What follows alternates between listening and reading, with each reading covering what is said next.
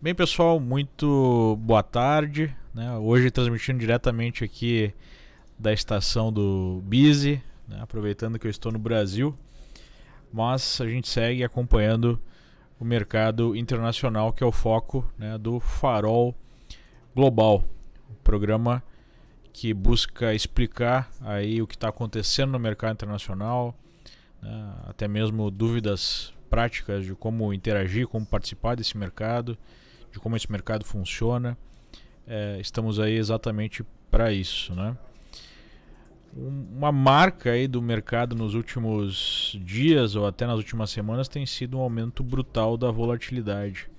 Enquanto no ano passado nós tínhamos aí correções ou impulsos num dia de 0,5%, quando muito 1%, o mercado está sistematicamente fazendo dias aí de mais de 1,5%, 2% de movimento, né? O que é um pouquinho estranho em relação ao normal do ano passado. Então nós vamos falar um pouco sobre isso, a situação do mercado na movimentação dessa terça-feira, o que está acontecendo aí, os principais drivers desse mercado. Vamos falar também sobre um pouquinho sobre a situação do Brasil, aproveitando a minha participação no Fórum da Liberdade, que reuniu vários presidenciáveis, formadores de opinião, e que deu para perceber um pouquinho mais aí. Também teve hoje a apresentação do Sérgio Moro, está rolando ainda uma das apresentações do Sérgio Moro. Deu para perceber um pouquinho mais sobre a realidade do Brasil, cenários políticos, entre outras coisas, ok? Bom, iniciando o papo aí em relação ao que mexeu com o mercado hoje, nós tivemos basicamente, né, o que fez todas as manchetes aí das publicações que acompanham o mercado. Nós tivemos a notícia, né, até não uma novidade, mas que foi tratado como uma novidade. É novidade dentro do contexto de uma guerra comercial que se avizinha, onde o presidente Xi Jinping chinês deu um discurso apaziguador, digamos assim, sugerindo que a China está pronta para se abrir mais ao mundo e para proteger mais a propriedade intelectual, repetindo um discurso que ele fez em Davos. Por que nesse momento, né, esse discurso requentado é interessante? Porque nós estamos no meio aí de implementação, ou pelo menos de sugestão de tarifas, tanto do lado americano quanto do lado chinês. Os Estados Unidos apresentaram aí a proposta de mais ou menos 40 e poucos bilhões, 46 bilhões de dólares, se não me engano, em tarifas. A China inicialmente rebateu com tarifas na monta de 3 bilhões de dólares, mas depois apresentou uma proposta de tarifas de produtos americanos também de 40 e poucos bilhões de dólares. E o Trump sugeriu na semana passada escalar, né, e tarifar a China em algo como 100 bilhões de dólares. Lembrando que a China tem um superávit aí, de mais de 300 bilhões de dólares em relação ao seu comércio com os Estados Unidos. Então, nessa escalada de tensões, o presidente chinês não falou em tarifas, mas falou em abertura de mercado e falou em defesa da propriedade intelectual. O mercado americano, enfim, o mercado global financeiro entendeu como uma bandeira branca, né? E isso produziu aí um impulso para a alta, o S&P fechando aí mais ou menos 1,59%, né? Vamos colocar aqui o gráfico. Nós podemos ver o mercado fazendo essa alta depois de uma volatilidade grande produzida por uma outra notícia que saiu ontem no final do dia, quando nós tivemos aí o escritório do advogado de Donald Trump sendo invadido pelo FBI para colheita de materiais relacionados a um caso de possível pagamento do silêncio de uma atriz pornográfica aí que teria mantido relações com ele há vários anos atrás. E isso sugeriu aí que poderia haver algum problema para Trump, mas hoje aparentemente o mercado desconsiderou isso. Talvez não tenhamos nenhuma novidade nessa linha aí de escândalo político, né? O fato é que a China tem muito mais a perder do que os Estados Unidos numa guerra comercial se nós tivéssemos os Estados Unidos pagando as tarifas chinesas, continuando com o mesmo nível de importação e sem cobrar nenhuma tarifa, o impacto no PIB americano seria de 0,9%. Enquanto para a China esse impacto podia chegar facilmente aí a 5, 6% do PIB. Então, para o mercado chinês é muito mais importante manter aí uma linha de negociação e chegar a um acordo, porque o impacto seria muito mais negativo do que para os Estados Unidos. O Trump, sabendo disso, tem engrossado a negociação e, por enquanto, né, a sugestão de hoje é que isso dê certo do ponto de vista americano, no sentido de chegar a um acordo negociado e diminuir esse déficit, né? E, enfim, abrir o mercado chinês de fato e garantir aí a defesa da propriedade intelectual. Então o mercado gostou disso, mas é só uma sinalização. Ainda tem muita água para correr embaixo dessa ponte e nós podemos ter novidades não tão positivas aí nas próximas semanas em relação a isso, apesar de eu esperar de fato que haja alguma negociação, porque apesar da China ser mais prejudicada, uma guerra comercial de grandes proporções prejudicaria os dois lados e prejudicaria o comércio global e, por consequência, os mercados financeiros internacionais. Do ponto de vista técnico, né, o S&P segue encaixotado aqui entre o suporte em 256 pontos e a resistência da linha d'água do ano em 266,50. E o rompimento dessa linha d'água, dessa resistência aqui de 2 topinhos e do fechamento do ano anterior, seria uma sinalização bastante positiva, né? Não é o que aconteceu por enquanto. Apesar do mercado ter feito quase 2% de alta, fechando com 1,6%, nós tivemos aí a manutenção dessa resistência inviolada, com suporte, né, também segurando por enquanto na faixa de 256. A perda de suporte confirmaria um pivô de baixa no gráfico semanal. No gráfico mais longo, isso seria um sinal bastante negativo para o mercado americano, né? Também foi aí alvo, né, de atenção de toda a imprensa. Está rolando no momento o testemunho de Mark Zuckerberg, o CEO, né, e fundador do Facebook, sobre a questão da privacidade, né, que veio à tona com a informação que empresas aí de marketing político conseguiram, através de algumas ferramentas, de alguns subterfúgios, ter acesso a informações de americanos para uso aí em campanha, né, de uma maneira que esses usuários talvez não tivessem sabendo. E nós temos aí tanto senadores do Partido Democrata quanto do Partido Republicano pressionando por motivos diferentes, mas pressionando muito o Mark Zuckerberg nessa apresentação. Eu estava acompanhando há pouco. Inclusive, né, o grande medo da companhia e do setor, na verdade, é alguma regulamentação mais pesada. Independentemente disso, né, ou talvez por estar muito sobrevendida a empresa, ter já sofrido bastante, o mercado sempre se movimenta precificando uma situação que acontece com antecedência. O Facebook deu uma repicada depois de uma queda muito intensa nos últimos dias, consolidou um suporte de 150 e hoje fez 4,5% de alta, né? Vamos ver como o mercado reage amanhã em relação a esse testemunho já longo do Mark Zuckerberg, né? Então, essas foram as principais notícias e movimentações do dia, né? No meu screening diário aí para encontrar oportunidades para as minhas operações no mercado americano, eu encontrei alguns papéis que chamaram a atenção. Um deles é ETSI, apesar de ter maior volatilidade, rompeu uma resistência aí importante depois de uma congestão, está em boa tendência. A Five, né, uma empresa que também está numa boa tendência de alta mais longa e está rompendo uma consolidação de várias semanas. E um papel que rompeu, mas está muito esticado, deixo aqui na lista para ficar acompanhando. A AMN, né, rompeu também uma resistência histórica com um volume muito forte, está mais do que 30% distante da média de 21 em termos de volatilidade, mas fica aqui com um patamar interessante entre 60 e a metade desse candle, né, 62, no caso de alguma correção intermediária. Ok? Leandro, qual a plataforma que você acompanha notícias dos Estados Unidos? Olha, Gabriel, A fonte mais interessante, na minha opinião, é o Wall Street Journal, né? É isento, um jornal com uma qualidade técnica impressionante e que tem uma visão mais analítica, né? Não é uma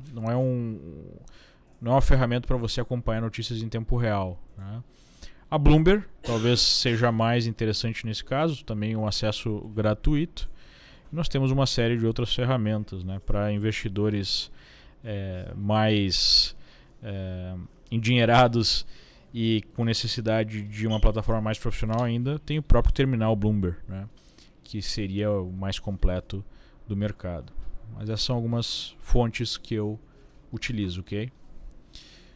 Vamos ver se tem mais algumas perguntas. Se vocês tiverem perguntas ou colocações antes de eu falar sobre a situação brasileira aqui, com base na minha experiência no mercado, minha experiência, desculpe, no Fórum da Liberdade, né,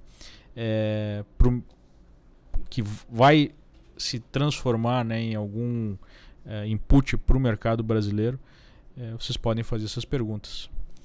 O mercado brasileiro, diga-se de passagem, reagiu positivamente a essa situação aí de ânimos mais calmos na relação comercial China e Estados Unidos. Nós temos aí o EWZ, o ETF de Brasil, subindo 2% após da perda de um suporte ontem, teste de uma concentração de fundos, né, um outro suporte aí em $42. O mercado conseguiu recuperar um pouco. E nós temos aí o dólar frente ao real produzindo alguma correção também depois de uma puxada forte, né? Não podemos esquecer que na quarta-feira nós podemos ter alguma situação aí que gere volatilidade por parte do Supremo Tribunal Federal, que julga mais uma liminar que pode aí livrar Lula e os condenados da Lava Jato, e na verdade todos os condenados que estão cumprindo prisão após segunda instância no país, né? O que seria algo que traria muita incerteza jurídica e bastante volatilidade no mercado.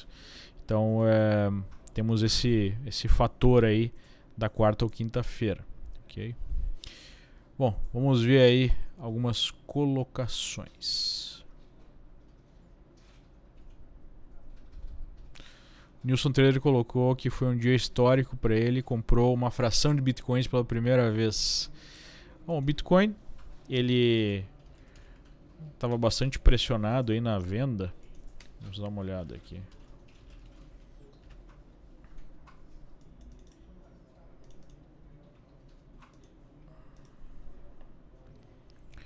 O papel vem apresentando aí o teste de um suporte ainda marcado no início de fevereiro do ano, né, em entre 6.000 e 6.500 dólares. A perda desse patamar aqui pode abrir espaço para a continuação dessa tendência de baixa que a gente já consegue ver no Bitcoin, né? Nesse caso, nós teríamos aí a simetria baixista de continuação desse movimento, com o primeiro suporte na faixa de 5.800 dólares, 5.400 dólares, né? No gráfico de 60 minutos, que é o gráfico que eu uso como se fosse o gráfico diário nas operações de swing trade, a gente tem basicamente essa congestão mais clara, né? E esse suporte aqui na zona dos 6.500, que é o patamar que, se perdido, vai abrir espaço para mais vendas. Ok.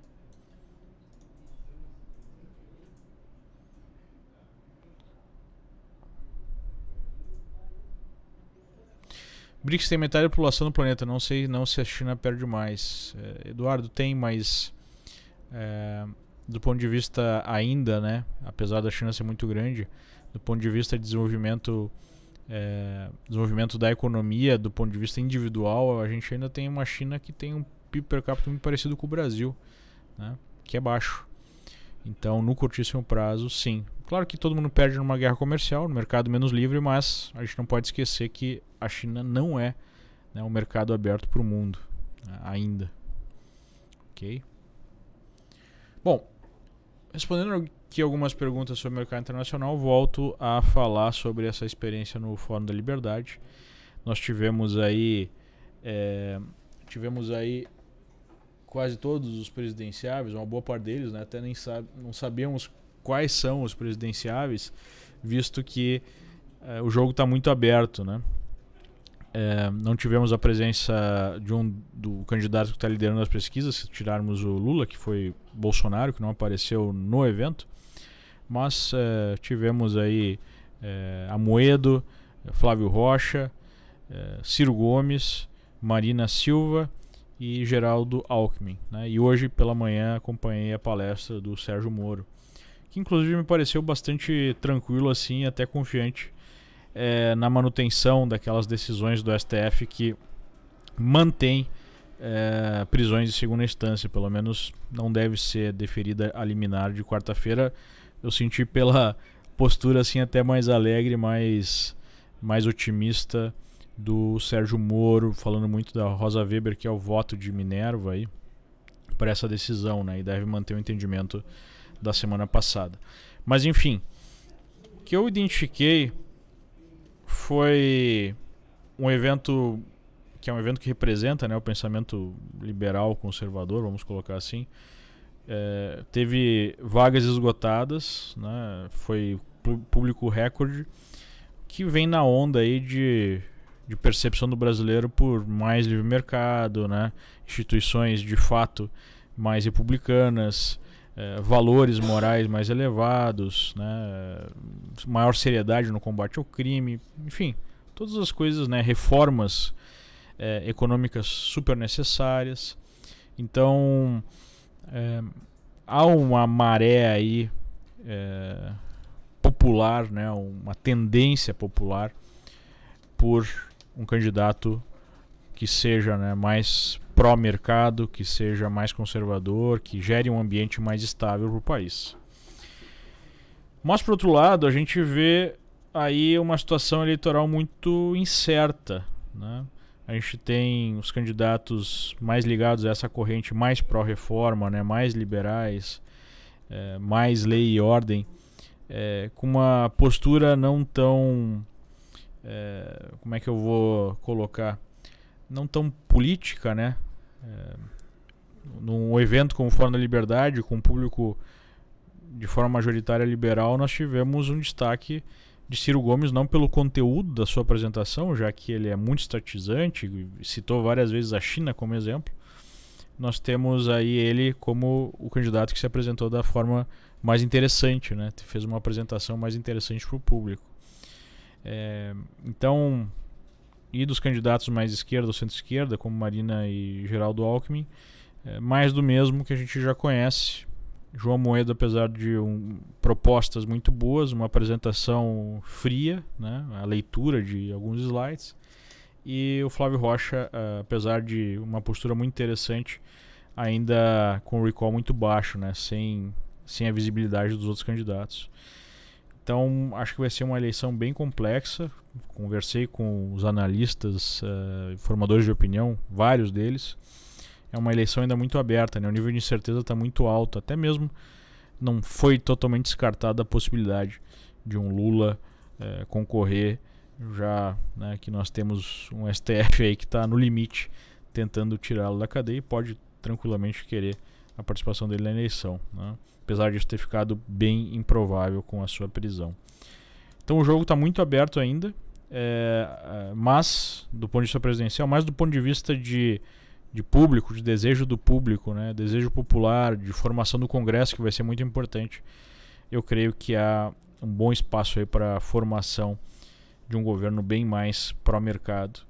E mesmo um Ciro Gomes, que defende um estatismo maior controle sobre o mercado, não parece adotar definitivamente, né, as ideias aí bolivarianas tão ruins, né, e que geram maior risco de fato para o país.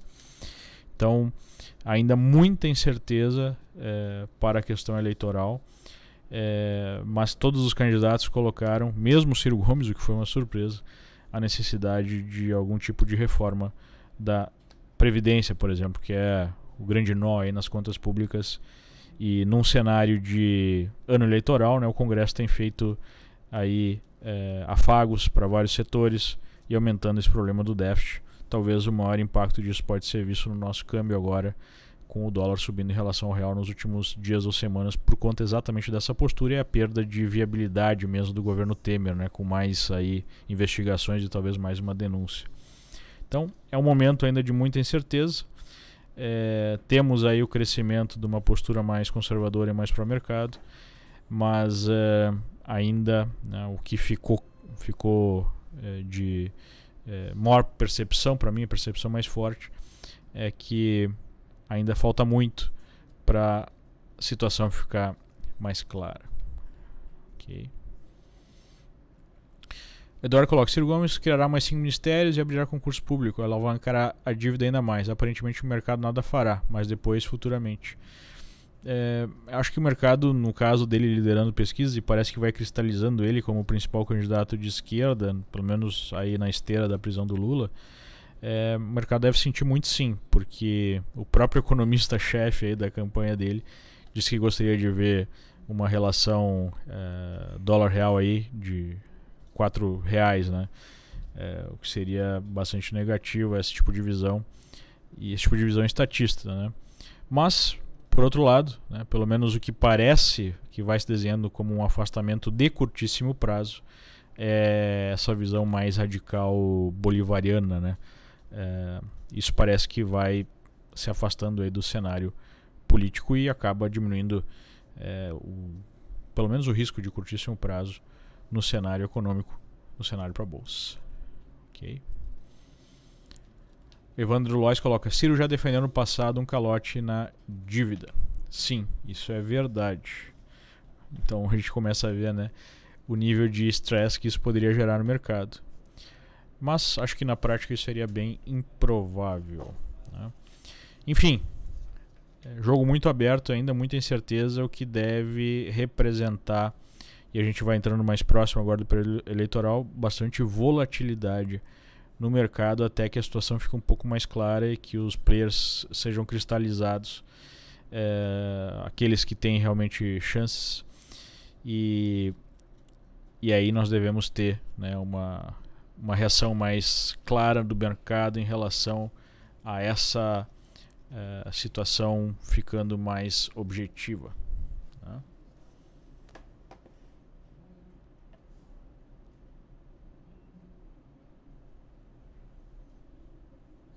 Gabriel coloca: muito obrigado, sou entusiasta do seu método, tenho apanhado muito para entender novamente como ele é manejado. Você poderia pensar em fazer um curso sobre o método, já que a imersão ficou caro para iniciantes e intermediários. A gente já tem alguns cursos online onde o método é apresentado em detalhes, né? Inclusive um deles no site internacional, né, da nossa escola internacional do Grupo LS, na Liberta Global, nós temos um pacote que tem ali o curso completo do método Leandro, né? Só colocar em libertaglobal.com, tem ali a explicação desses setups do método em si. Ok? Bem, senhores, muito obrigado pela atenção de todos e desejo aí uma ótima noite a vocês. Um grande abraço, até mais. Tchau, tchau.